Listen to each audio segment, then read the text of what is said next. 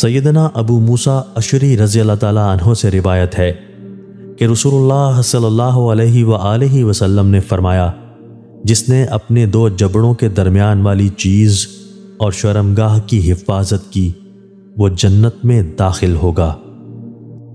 سیدنا ابو ہریرہ رضی اللہ تعالیٰ عنہ سے یہ بھی روایت ہے کہ نبی کریم صلی اللہ علیہ وآلہ وسلم سے اس چیز کے بارے میں پوچھا گیا کہ زیادہ تر جس کی وجہ سے لوگ جہنم میں داخل ہوں گے۔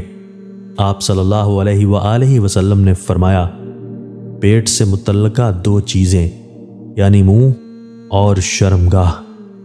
پھر آپ صلی اللہ علیہ وآلہ وسلم سے اس چیز کے بارے میں دریافت کیا گیا کہ زیادہ تر جس کی وجہ سے لوگ جنت میں جائیں گے۔ آپ صلی اللہ علیہ وآلہ وسلم نے فرمایا، وہ حسن اخلاق ہے۔ دوستو، اللہ تعالی ہمیں ان احادیث مبارکہ پر عمل کرنے اور اپنی زندگیوں کو سنوارنے کی توفیق عطا فرمائے۔